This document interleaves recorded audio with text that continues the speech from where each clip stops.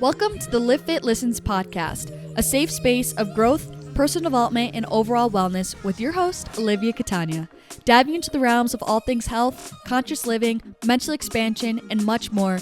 This podcast is designed to help you evolve into your best self and live fit. Let's get into the show.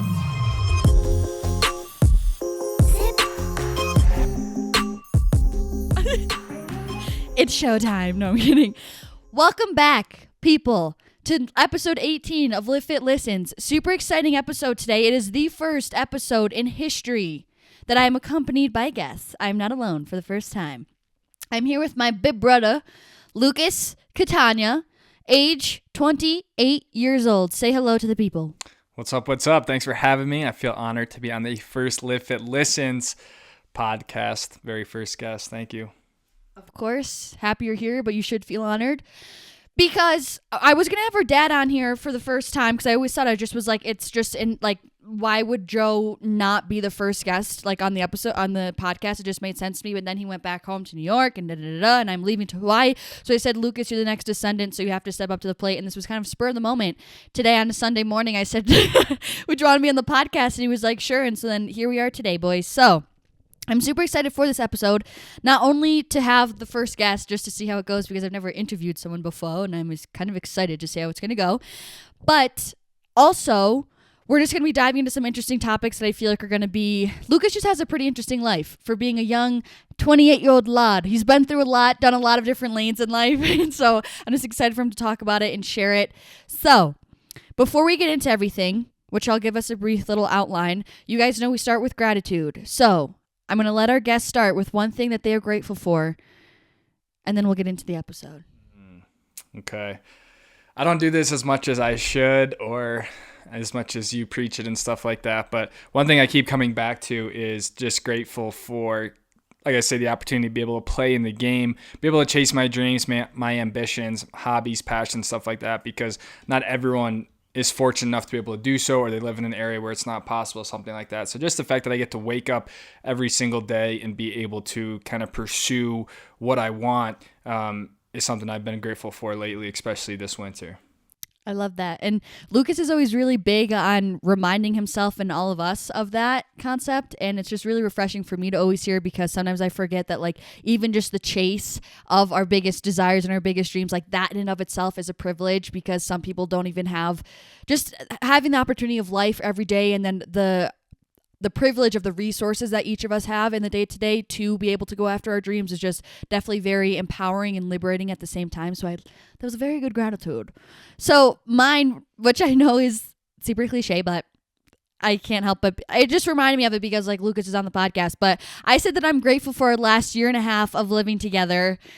Cue audio box because I just feel like this is such a special, like it makes sense when you like live with your siblings growing up like in your childhood home, but like not a lot of people get to experience living with their sibling like at this portion of life. Like I'm 22, Lucas is 28, like I said. And so I just feel like it's special, like being able to experience each other this closely in this phase of life when like I haven't, I don't live with my two. Also, by the way, people don't understand. There's 4 of us total. Just a quick breakdown. There's our oldest sister, then Lucas, then our other sister, and then me. So I haven't been able to live with my 2 older sisters in this phase of life. So I just feel like it's a precious time that we get to experience each other during this phase. So, in this episode, I'm basically going to be essentially just interviewing Lucas a little bit and getting some information about, firstly, just himself and kind of his background, what he's been through up until this point. So some more like personal life questions. And then I did want to dive into more like family life things because I think that it's a very interesting dynamic right now between the 2 of us is that brother-sister dynamic. And then lastly, I kind of wanted to end on more kind of goal-oriented, self-discipline, motivational stuff at the end because Lucas is also a very disciplined and motivated person. So I'm really excited to dive into all this stuff. I think it's going to be a very special episode for many reasons. So firstly, like I said, Lucas has been through many different lanes of life. He's tried many different things and he's excelled truly at all of them in all these different ventures. And so I don't know, I think it's very empowering and refreshing viewpoint to hear. So I just kind of wanted to give Lucas the floor to kind of talk about his story, his passions, and kind of all of the things that he's been invested in, even from high school up until now, just so you guys can hear all of his different avenues. Well, it seems like it's been kind of like a long road that kind of went quickly, sort of pronounced sections in my life or chapters, starting back. I don't know, even starting back when I was 14, 15 years old. The first thing that really gripped me was a sport called paintball. That was kind of really what taught me and showed me what passion was, stuff like that. I'd grown up playing hockey and lacrosse. Those were big things in my life, sort of really from being a kid. Met a lot of sort of childhood friends that kind of stuck with me all through high school from that. But the first thing that really introduced me to what passion was, I think, was paintball. It was kind of an interesting sport at the time, but ultimately kind of fell apart. Being that young, it was hard to keep going with it. And I got into racing sports cars when I was 16 years old, which really took over my life for the next 8 years, from 16 to about 23. That was kind of what I did all the time, was thinking about sort of stuff like that. Graduated high school, moved up into college at 18 or something, got a degree in biochemistry, all while still racing, and then moved into grad school from there, where I got my master's of business with a concentration in management. And then really after that, I moved out here to Utah full time. And since then, I've just been working full time really in real estate, but mostly enjoying the mountains and skiing and just being surrounded by the beauty of the desert, mountains, stuff like that. And now I'm here. So Yeah, I think what's super interesting is how, like I said, like how many lanes I guess Lucas has shifted from. Like he started from the very generic, he really was initially going pre-med and to begin with, and then kind of has changed lanes all the way now to more of a creative lane, which also I did want you to talk about that, of how about you tell them what you're doing right now and kind of what you're invested in now. Okay. Yeah. So now I'm working. I'm the director of videography for a residential real estate brokerage here in Park City, Utah. So ultimately, I'm just kind of managing people and ensuring the department runs smoothly. But we work. We make property videos for the homes for sale around here, and also sort of show off the lifestyle of Utah. So it's kind of a multifaceted job, where I started as a videographer, but ultimately kind of worked my way up, and now I'm kind of running the department. But no more science, stuff like that. It's really more of a creative position with some administrative duties and stuff like that. Mm-hmm. And even more so, I guess, in his hobbies, I kind of want to call it as of right now, but his side hustle that he puts a lot of time and effort into, I just feel like always deserves more spotlight than it has right now. I just want him to speak also on his, I would say, your own personal brand that you have online, your own little side business as well, if you want to touch on that. Yeah, so I also I primarily have a YouTube channel where I just make videos documenting my adventures and sort of showcase the beauty of being outside in the mountains. A lot of it is skiing, or is kind of born from skiing. But really, I just started making videos 2 or 3 years ago. I built the van out, go hiking in the summer, racing, paintball, and skiing in the winter. So that's kind of organically have been growing into more of a community, which is really, really cool to see come to fruition. But largely it's just a creative outlet for me to make my own videos. I've kind of always been fascinated with YouTube and vloggers, and it's something that I've always wanted to sort of pursue. And here we are almost 3 years later, 250 episodes, 3 seasons of vlogs. It's been kind of a wild ride looking back at it. So yeah, I spend a lot of my extra time with the Stoke Squad. Yeah. So his channel is at Lucas Catania, by the way. Definitely 10,000% recommend checking out. His videography skills are absolutely just everything, cinematography and just his storytelling. It is definitely, there are no other vlogs out like that out on YouTube. I can promise you that. So his Instagram and YouTube is at Lucas Catania if you'd like to check him out and support a brother, a Livfiit brother. But so as you guys can see, like he's come such a long way. He's tasted so many different facets of life. He just has a lot of facets as an individual, which I personally think is so inspiring and so empowering and liberating, like I said. And so a big question that I had for you is, what made you notice those switches of interests of being like, okay, hey, like the time has come for me to kind of change paths. Like I'm laying that era to rest. Like, was it intuitive nudges that made you feel like, oh, I want to switch to this thing finally? Or did you just get bored with certain things? It's a good question. I think it's a mixture of a little bit of everything. I mean, largely intuitive sort of stuff and just like that feeling inside.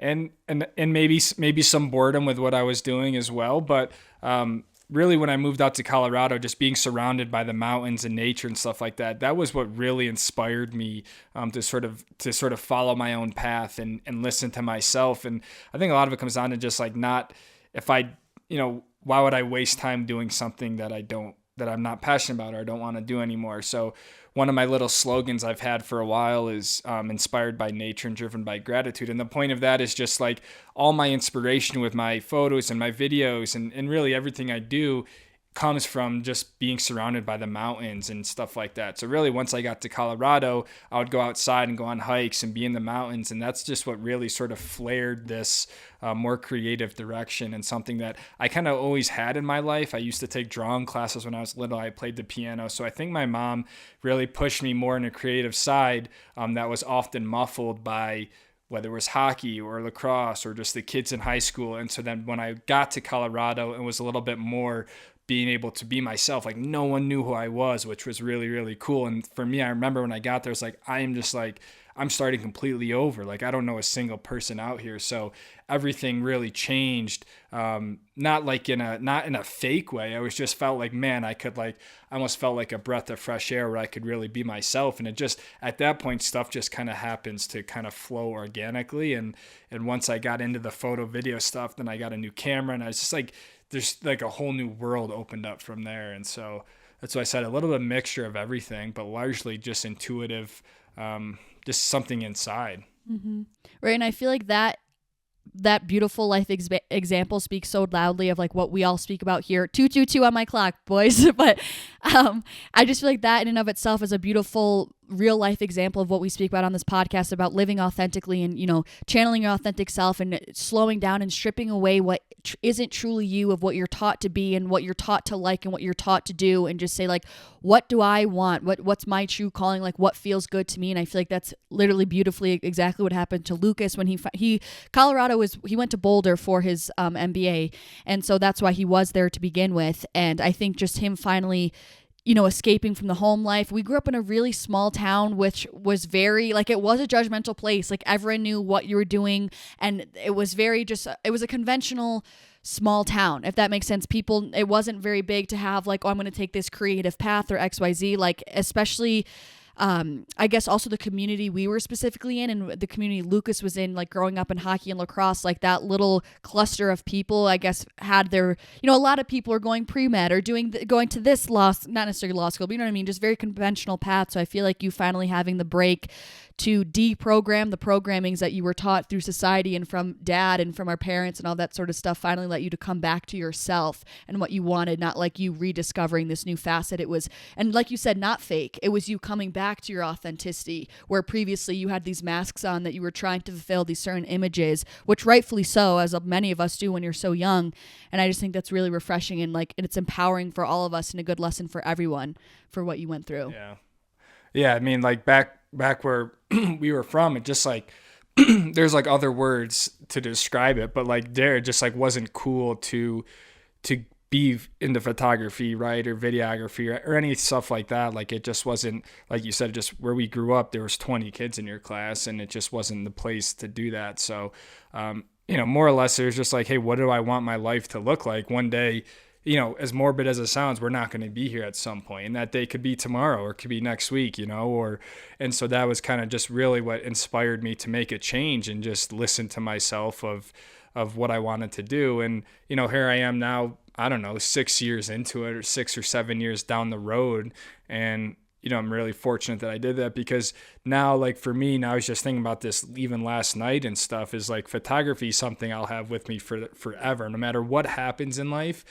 Like being able to have a camera and just take photos of something and be able to create something out of nothing. I was just thinking yesterday, it was like how refreshing that is. And the fact that I always have that is something I'm proud of. So yeah, just kind of listen to myself and now everything else is just kind of sort of a bonus. Yeah. I really love the way you say that, especially, I think just having that kind of, I think photography and cinematography and just video creation and content creation is such a form of expression for you, like you said. And I love the way you vocalize it when you say like it's a way to, I guess almost make your emotions, which isn't tangible, turn it into something tangible and something consumable and digestible for someone else. And I think that's like a really cool method of expression. Yeah, I agree. And like last summer, like I wasn't in the best place, and like I made videos now that I look at them that kind of represent that with the music and the shots I was doing. And it's cool to kind of see that as a muse almost for like my emotions. And it's like, I can't even literate it, but when I'm in the moment and I'm outside, it's like just a weird way I can put it all together. And then when I'm out skiing powder or something, like it's interesting how you can kind of express your emotions into an art form. And people do it with painting or drawing or making music. Like it's different for everyone. And I believe that everyone has it in them. It's just people either think they're not creative or their stuff like isn't good, but it's something that's really refreshing to me, because even if I had an iPhone or something, like it's just nothing for me to be able to find a music track and put something to it is kind of like the bare minimum and basics of how I got into it, you know. And I think music's a big part of all that. But yeah, it's really cool, really, really cool. Right. No, I think just art in and of itself, like there's so many different forms of art, and every one I think is just a different way to express yourself. And I think like, even I know I'm like not on his photography level, but like even on the small scale of like the things that, even when I like on the small scale, if I'm like creating an Instagram story, which I think a lot of people lose sight of this in regards to like where social media has moved to now, but like that still is completely a form of creative expression. Like when I'm, you know what I mean, designing a small little Instagram story and posting it, like that embodies certain emotion, like depending on what I'm posting. But I'm just saying, like, art extends to so many different facets and so many different fields, and it truly is just a way to express ourselves in such a beautiful way. And I think that seeing more of life through that graceful lens, I think will allow everyone to see life through more eyes of beauty, in a sense. It's turning into an art discussion. Yeah, no, let's move on. The importance of art. Sorry. Okay, so then the next question, since he's had been such, like, you have such a high level of education, started about to go be a doctor, and now he's in totally a creative venture. What are your thoughts on that? Do you regret college? Do you feel like you would be just as successful without it? Like, what are your thoughts on the whole education scenario that you've been through? Yeah. No, I mean, I don't regret it. I think I did at a point in my life, and I'm just kind of coming to terms in general with everything. But yeah, I don't regret it. I know it's becoming an increasingly popular sort of question with everything that's out there, and sort of how easy it is to pick up a smartphone and make an Instagram page on something. Or I don't think it's necessarily required for everything in life. But I do think it's never a bad thing to have an education. One thing it really taught me was how to learn, how to teach myself. And I think it's something I use every single day, whether it's teaching myself kind of how to build a van or all the photo and video stuff I've done. I've been getting more into the stock market and like real estate. So it's just having a backbone kind of, and how to learn and how to sit down and teach yourself, I think is really important. And ultimately I think there's a sort of an implicit, college is an important stage in someone's development. And I think people overlook that in a way. And I understand it's not easy for everyone, whether in terms of cost and affordability, but I do think college also is a big part in character development and teaches you how to sort of mature that next 4 or 5 years of your lifetime. So I don't regret it at all. And I think that my grad school and business school was really cool because I was the youngest kid in the class, short of one other kid, Keaton. And so being in class with 40-year-olds and 30-year-olds, like that was a really interesting sort of time in my life. But I don't regret any of it at all. And I think all of that helped me get to where I'm at today. Right. And one thing he always says is that he really feels like college and education has taught him how to learn, which I love that. And I feel like you embody that so much, because even just like the little, I don't know, just like how you taught yourself how to do like all the photography stuff that you're doing through reading your own books and all that sort of stuff. Like, I feel like it clearly shows how you do things now, how you take on new tasks now that are unknown to you. You know how to not only put in the effort and have like the work ethic to learn about it, but you also know how to learn and what resources to look to when it comes to learning new skills and new ventures and things like that. Which I think is also really overlooked when people think about education. But I just want to ask you that because I know a lot of people in my audience will ask like my thoughts on college, and if I feel like just dealing with people, writing emails, like now that I'm more in the managerial position, it goes a long way. And I think, dealing with people and working with people is very important. So you learn that in college, group projects, stuff like that. Is it worth the price tag? To some, maybe, others maybe not, but there's definitely a lot to be had for education. Right. Okay, so a quick little question that I had, because I would definitely think that I would classify Lucas as a perfectionist, which he called me that one time, and I was like, the perfectionist is calling me a perfectionist, like. But anyway, so I just wanted, because he has done so many different avenues, I just wanted to ask, like, how do you balance your strive for excellence in all of your different hobbies between skiing, racing cars, which we didn't even go nearly into the depths that he has pursued racing cars, or racing go-karts, paintballing, filming. I know that might be a difficult question, but how do you kind of... So how do I balance?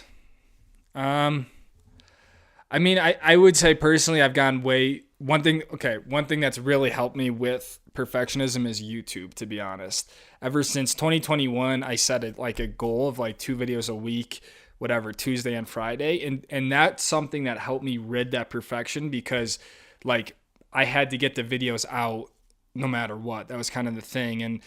And I guess for me, it's just getting stuff done. There's a saying, and I think you guys might have heard it, but done is better than perfect, because nothing will ever be perfect, you know? And if you just try to sit there and sort of work on like these little details to get it perfect, you're never going to get something out. So for me, the whole art thing is kind of what helped me get over that. And as long as you're making progress every day, you know, that's all you can really do. But you can't just like wait for something to be perfect, or wait for your song to be perfect, or wait for your be a perfect skier, right? Like everything takes time and sort of needs some nurturing to it. And I think that the simple act that you're doing it is what sort of kept me going. You know, I just, as long as I keep doing stuff every single day, everything else will follow. So really just sticking to a schedule, knowing that the progress is kind of all that matters, is what kept me to it. I think that's a really great point, and I think a lot of people definitely need to hear that, especially when it comes to starting a new venture. A lot of people have like, when is the time,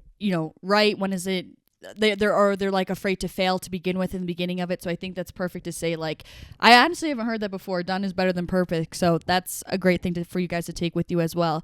So now I kind of want to dive into a little bit more of like personal familial situations. So like I said, Lucas is the only son in our family, and I just was kind of curious to see like if you ever felt any pressure on you from dad or just both parents in general, or to like achieve a certain level of success, or I guess pressure like in regards to protecting us sisters in a certain way or something like that.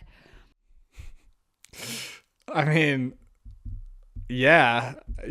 With a question like that, do you feel pressure? Yeah, I do. I mean, to the extent of that pressure, I don't really know, but yeah, I mean, I'm the only son, really the only one who can essentially carry out the bloodline in a way, the family, stuff like that. So being the only son, I've had definitely a different relationship with dad, grandpa, stuff like that, and I think it's put unnecessary strains when I was younger and stuff like that. But I also believe there's also a time and place for the how do I say this? The masculine sort of only son in the family sort of vibe. Be like, I am the protector of the family, stuff like that. And so I think in hindsight, it's been balanced well. I think when I was younger, it was pushed a little bit too hard, especially with the divorce and stuff like that. I think it was a lot for a 10, 12, 13-year-old. But as I've, gotten older and kind of been able to distance myself from it and kind of have my own outlook on it, I almost accept the role. I accept the role now. And yeah, there was always pressure on me, but yeah, I'm okay with it, I guess. Yeah. I just kind of wanted to touch on that because I feel like it also kind of echoes the whole point we were saying previously about the background and how you started with pre-med and feeling like you had to be a certain way, and then kind of being able to come back to yourself growing up. So I think that definitely is a good point, that it definitely was more of a thing growing up, I guess, so more so now. And the next question I had for you is, what was one lesson, because you did touch on the divorce, what was one lesson that you feel like you've taken away from our parents' divorce? I mean, I don't know how to articulate this, but I'll try to sort of hint to it, but in a way of like trying to not put your value or your worth into a situation. if that makes sense. And I think this is applicable if you have a breakup or you lose a job or something. It's easy, especially, and I think it comes from passion and sort of having a lot of empathy. I think this might be more applicable to people who are extra passionate and stuff like that. But it's easy to put your worth and who you are as a person into a situation. And so when that situation falls apart or doesn't go the way you want, and you've seen me with this firsthand, whether it's with YouTube or something, it's easy to get your self-worth wrapped up in that. Am I good enough? Not that A fell apart, now me as B is falling apart too. So the divorce was so bad and so hard for a while, that it kind of it subconsciously consumed who I was as a person. And then as we get older with holidays and the whole sort of thing, it's like it was easy to let the whole divorce situation affect who I was. And I'm not saying it shouldn't have an impact, but as the child of a divorce, it's really, it's not your fault at all, And so to put yourself in the position of having a worth or something tied to it, I think makes it very difficult. So the divorce, at some point, again, this happened more in the Boulder and being able to separate from everything.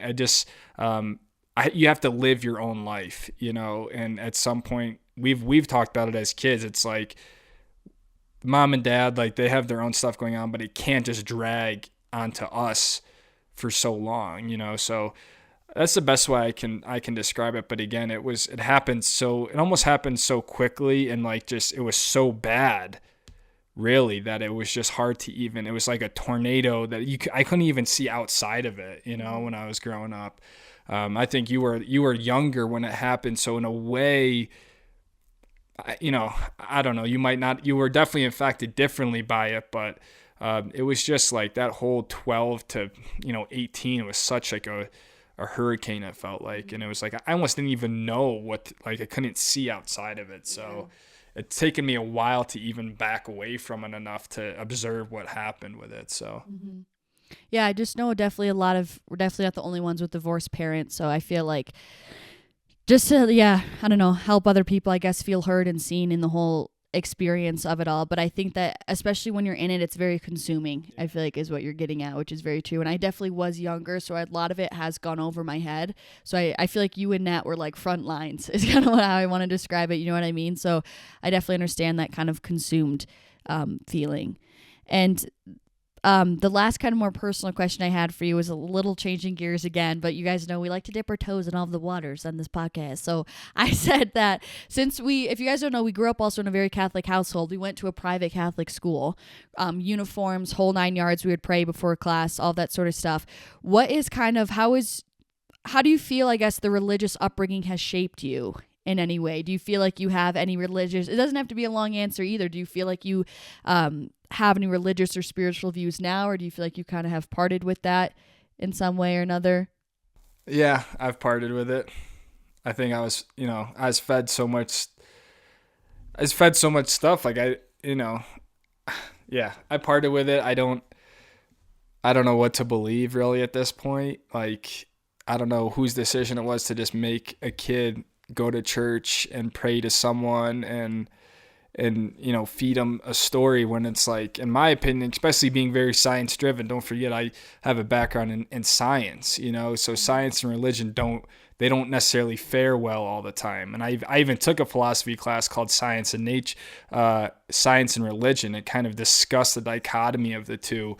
And so it's hard for me at this point in my life to grasp a lot of the religious concepts, but I do understand the spirituality side of it and why people sort of look up to a higher being, if that makes sense. But for me right now, I don't know if I'm atheist or if I'm just, I forgot what the other word is, but yeah, I'm just kind of cruising at this point. Yeah. I think something's there, but I'm not super into it. I do wear a cross, and people ask me about this kind of frequently on my YouTube and stuff, because sometimes I'll hang out, but Grandpa blessed this by a priest, and gave it to me and Joe and all the. So I really wear this as just to have a piece of Grandpa with me, and that it is blessed, so I feel safe when I have this on. I never take it off, but I'm not like super religious about it. Yeah, super interesting. Just because I feel like that in of itself shows our a little bit of polarity between us, even though again how we're so similar. And so now, kind of finishing up the last section of this episode, I want to talk more about just your all of your kind of motivational stuff, because I find you as a very motivational person, and I know that your drive and work ethic is like through the roof. And so, as someone who is so goal oriented, what empowers you to keep working to your goals? Like, I guess essentially, what is your why? Because I feel like I always get that question: what keeps you motivated? What keeps you going? Especially with you when you have so many different goals across the board. I mean, I've said this before, and the fact that like we're all going to die one day, so it's like the fact that you're not going to be here, it's like the life is short, it's limited. And so I think it's easy to just sort of go through the motions of life, and before you know it, you're going to be 30 years old, and you're like, well, wait a second, like I don't even know where I'm at right now. So one, the fact that our time is limited, just like I'm trying to squeeze up every ounce of time that I do have here. And two, I think for me, it's really, as I get into this more, it's the process. It's just that I've noticed, like, I love just like the act of traveling on the weekends, right? Then trying to scramble to put a video together. And then I look back, I'm like, well, even if I reached a goal of, let's say, I don't know, 100,000 subscribers and doing it full time, like, is that what I want? Or do I really just even love the fact, like I said earlier at the episode, just to be able to do it? Right. And I think that's what keeps me motivated. It's just the fact that I can keep sort of reinventing myself, learning new things, and just staying in the game of trying it. And you could go more materialistic and say, well, what keeps me going is the fact that I want to eventually quit my job, right, and be able to live on my own schedule and stuff like that. But I don't know. It's just like I feel like I'm on a hunt every day, and like every day, every time and again, I was just thinking of this last week. It's like when I lay in bed at night, I can't wait to wake up, because it's like I have a whole new day, and the clock hits 5 a.m. and I'm like, boom, okay, I need to go to the gym. I got to, drink my coffee, answer my emails, look at this. And it's like, I just get like this whole new, like it's a whole new start. And the fact that I get that every single day just keeps me firing. And it's just like, man, we can do anything we want. It's just a matter of how much you want to learn, how much you want to put into it, and then just putting the work into it. And I think the problem is people want stuff so quick, and if my past has taught me anything really as a conglomerate, it's just like you really just got to put in the work and the time, and stuff it inevitably will just come together. So right. I think also in a sense, like, I don't know, I feel like it almost like gives you a sense of like purpose. Like you have a place of like what you're supposed to be doing the next day. Like I feel like that's where a lot of people get like they drowned or get overwhelmed also. Almost, I want to say overwhelmed, like in the sense of feeling like they don't even know. They're almost like there's so much opportunity and so much to do. It's like they kind of like don't even really have like a game plan in a sense. Like I feel like you kind of knowing what to do, or you creating what to do for yourself, of knowing what your schedule is kind of giving you a purpose, because you know why you're waking up in the morning and you know what you're working towards. And I feel like that just goes such a long way, more so than people think. Yeah. Yeah. And again, like everyone has the right to live how they want, on their own terms. But like, I struggle with just like, I don't know the last time like I just like watched Netflix, or something like that. Like I always need something to be doing or looking forward to, or like trying to progress in. I can't just like, and again, maybe this is an upbringing thing with Joe or something like that, but it's like, I have a very hard time just sitting, and not feeling a sense that I'm doing something. And maybe this is something I need to improve on, is like tying my worth to productivity, or something like that. But I really love sort of the lifestyle of sort of betterment and stuff like that. And like you said at the beginning, I think ultimately you and I want the same thing, and we are striving for the same thing, but our paths to get there are very, very different. And there was a saying in business school, or a whole lesson that was called "There's more than one way to get to San Francisco." And basically the point of it in a nutshell was that you had, one car, both cars were going to San Francisco, but each one was taking completely different routes. And they criticized each other of how they got there, because one went like really direct, another one kind of went more, let's just say, scenic and through here. But the point was, hey, we both got to San Francisco. We both got to where we're supposed to go. Why does it matter kind of how we got there? And I think that's something that you and I are in right now, right? Like I might be on the more direct line on the interstate, let's say, and you might be more on a scenic road or vice versa. So I think it's cool, but I'm definitely a bit more intense and sort of, I don't know. I'm not really bashful in my approach, put it that way. Yeah, that's a very good way to put it, for sure. And I think just what he was also saying is a good reminder, at least what made me think of when you're speaking, is like how it's always it's about the process of becoming, not when you become, or like just simply falling in love with the process. I feel like that was beautifully iterated in your example, for sure, because I think that's very important, and that's what keeps you going, because when everything's constantly just a means to an end, it's easy to feel burnt out very, very quickly, and easy to kind of feel almost unfulfilled by it. Like I feel like when you actually truly love the process and fall in love with the process, it's really easy to more and more enjoyable to keep going with it. So on that note, super active, you work out, you work a 9 to 5, you have your side hustle, which you spend hours on. Like you heard him, he never just relaxes and watches Netflix. Like what are some pieces of advice that you have in terms of time management, or even just if you want to stick to, for people who are trying to incorporate a workout routine with people who work a 9 to 5? I think it's crucial, one, to have some sort of self-awareness. Are you a morning person? Are you an afternoon person, right? Like, do you need to eat breakfast? Like for me, and I credit a friend of mine, Tony Cates, for this. You got to have your non-negotiables in life. And for me, my number one non-negotiable is my morning workout. And so like, I'll never take a job that's going to require me to be there at 6 a.m. because that's my workout time, right? Like I need to have that time for myself. And really the second thing I've always done in my life is make a list. Ever since it started when I was doing biochemistry. And I wish I saved them because it was so, I would take like an 8x11 sheet of computer paper and I keep writing the list, but I would break the list down so microscopic to saying shave, brush my teeth, shower. And so then I would cross them off, and it was a weird sense of like progression through the day on a micro scale.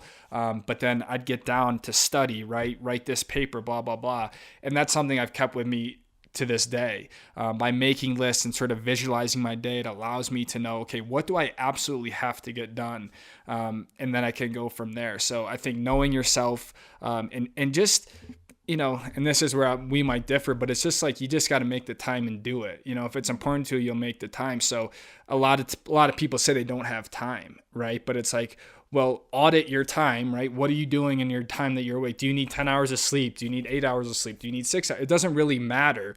Look at what you need and then sort of work backwards from there. Okay, you're at job from 9 to 5, right? Like you have the time. It's just your priorities and stuff like that isn't really where you need to be. So that's why I wake up, I work out first thing in the morning, right? I do some work. And now it's so ingrained in my life, 8-10 years later, it's just something I've always done. But really it's clearing out the distractions, clearing out the crap that like you think you need to do, but you don't. Like you sit on the toilet and scroll TikTok, right? Or like you just watch one episode. Like you get to a point in life where just enough is enough. You're either doing it or you're not. And I used to tell Keaton, my friend, like everything in life is 50-50. He said, well, what do you mean? I was like, essentially you're either going to do it or you're not. The odds of something happening is 50-50. There's no like 90-10. It's like, and ever since I kind of adopted this binary mindset, it goes from there. And then the momentum builds. And the thing with momentum is it's such a cruel sort of mistress in a way. Mm-hmm. It can either be absolutely detrimental to where you're in this cycle of net, you can't get up, you're a creative block, or momentum can be absolutely unreal. And once you start rolling, it's like nothing can even stop you. And I got the goosebumps right now because when you get to that mind frame, it's like nothing else even matters. You're doing it. If you want to be a YouTuber, you can just go do it. You don't need 100,000 subscribers to be a YouTuber or 1 million listens on your song to be a singer, And so it's just making the time and sticking to it. And you're going to, you might lose relationships, you might lose friends, right? But yeah, that's where I'll kind of stop because that's where I get very sort of aggressive with it. There's just there's no, someone asked me the other day, would you want to work out together? And I say, I don't, I can't do that. You're welcome to sort of be there, but like, I'm not going to sit there and work out with you because that's my time. It's non-negotiable. I need 50 minutes in the morning to work out. Retweet. Now I'm an afternooner, but No, I agree with that, with not letting other people work out with you. I think you said so many great things in there. Momentum, so freaking powerful, because momentum is not good or bad. It's what we're allowing momentum to affect that makes it either good or bad. So it's like, just like you're saying, I kind of wrote an Instagram story kind of about it, of like, but more so in terms of your thoughts. Like if you're getting all these negative thoughts, momentum, that's what's going to keep compounding. But if you just give that same life, that same energy, that same momentum, that same magnitude to positive thoughts of self-belief, of motivation, of all this sort of stuff, that's what's going to grow. And like, that's what's going to make you unstoppable. So I think that's a really good point. And also the second thing that I wanted to say is I think people make it seem more, kind of more complicated than it is. Like I love when you say that life is binary, because it's true. And like I know that we differ some things where you take more aggressive approaches than I do, but I do still believe like you're right in a lot of the same things. Like it's kind of like people the reason why people don't do it is because they think it's harder than it actually needs to be. Where if it's kind of like you just need to go do it and you need to make the time, and you know what I mean, and then it's gonna flow from there. That's why I like showing my first video I made.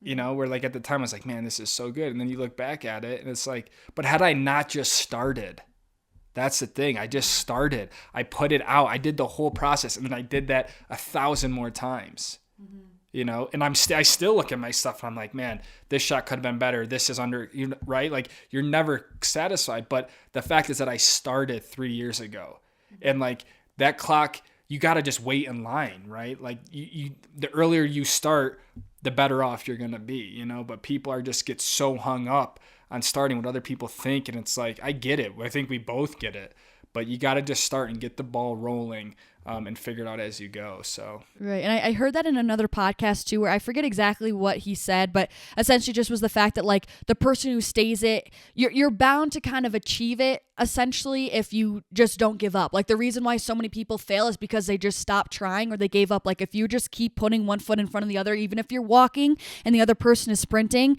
and then they end up bailing out of the race, like the fact that you just kept going, you know what I mean? Like you're gonna cross that finish line. It's kind of that same thing that you're talking about in terms of time. Like you just kind of gotta keep, like, and that's what helped me with my social media. It's like when I became so discerning with it, I was like, I'm not stopping. So like either, you know what I mean? Like I'm gonna hit it simply because I'm not stopping, putting one foot in front of the other. And like that was reassuring to me of being like, you will arrive at that finish line if you just keep putting one foot in front of the other. You know what I mean? And then the other thing I wanted to say really quickly was just that I think also people think it's the hardest part is kind of curating these habits. But like you said now, how it's just a lifestyle for you, just goes to show that like the beginning processes might make it seem hard, but it's not that hard forever to have working out be a part of your routine. Like it becomes a part of your lifestyle, a part of who you are, and it will genuinely get easier once you get through that last sort of hump. And I think truly fully believing in that and realizing that will be the reassurance that you need to keep going, to know like it's not going to be this hard forever. You know what I mean? First time's always the hardest. Right.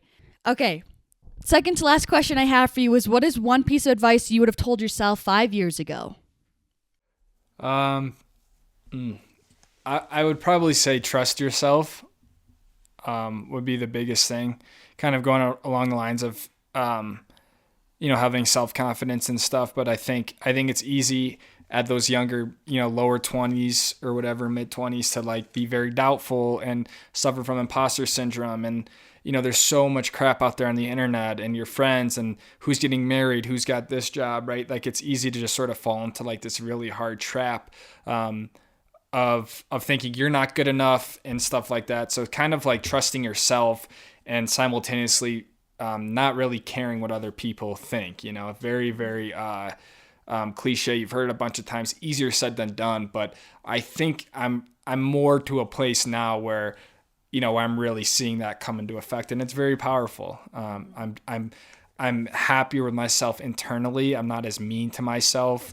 And I think a lot of that is coupled with not caring what other people think, not listening to the outside stuff, and just like living for yourself. So it's kind of like a combination of things that I think is harder than just saying, 5 years ago, I'll tell myself to just do this. It's, like you say, it's a constant sort of development in life. But Right. It's more of like kind of almost a foundational stance in a way that, it's kind of like creating the fertile soil for everything else. It's kind of like if you have that backbone, like that truly is the cheat code, like to life. I feel like everything you just said and like actual self-love and self-belief, like that truly is a cheat code to life, in my opinion.